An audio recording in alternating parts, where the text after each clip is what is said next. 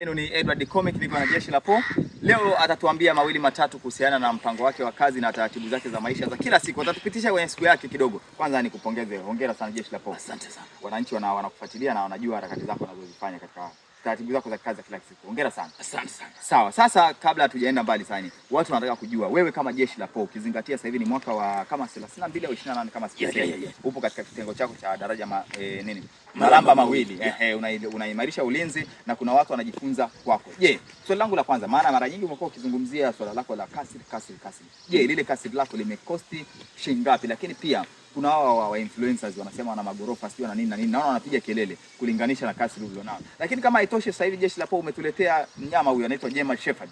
Umemtolea nchi za ughaibuni kwa ajili ya kuimarisha ulinzi na kuhakikisha kwamba watu wanafuata taratibu, kanuni na sheria ambazo zinapaswa kulinda hii nchi yetu na kwenda mustakabali wa taifa kama linavyotakiwa. Lakini pia Jeshi la Po mara nyingi umeonekana katika tour mbalimbali, umeenda Arusha, umeenda Dodoma, baadaye ukaenda Mwanza, ni katika kuhakikisha mipango ya kazi inafanyika na wananchi wanatunza amani. Lakini vile vile Jeshi la Po limekuwa ni likihamasisha misingi na kanuni, taratibu za nchi hizi zinashikwa vizuri na zinafuatwa. Kama last time tumeona ukihakikisha watu wanaingia kwenye nyumba za kulala wageni wakiwa na vitambulisho vyao, wakiwa na vitu vyao na property zao, ambazo kuhakikisha kwamba hawa wananchi wanafuata kanuni na sheria na taratibu za nchi yetu pendwa kabisa. Lakini Jeshi la Po limekuwa likifanya hizi kazi. Ndio wananchi wanataka kujua sasa hivi kwamba Jeshi la Po hii taratibu na kanuni umezitolea watu, ukizingatia kwamba last time tulisikia umeenda daraja 2 Arusha ukafanya harakati za kukamata vijana ambao wanajiita wadudu na wengine wakawapa taratibu na ni unanihoji au unanipatia CV yangu?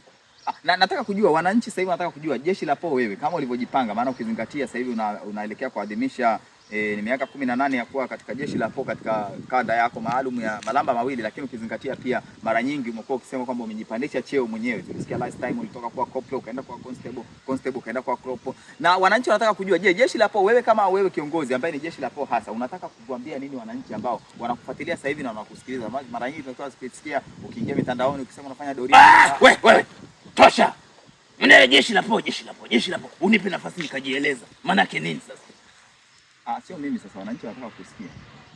Wananchi au ni wewe?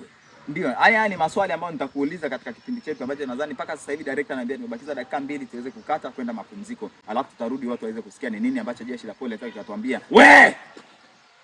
Unanihoji, unanipa CV yangu, nafikiri twende kituoni sasa ukanihoji vizuri. Tukao tumekaa. Yaani unamhoji mtu, unaongea wewe Jeshi la Po. Miradi, daraja 2, nini. Shwai. Fikiri mimi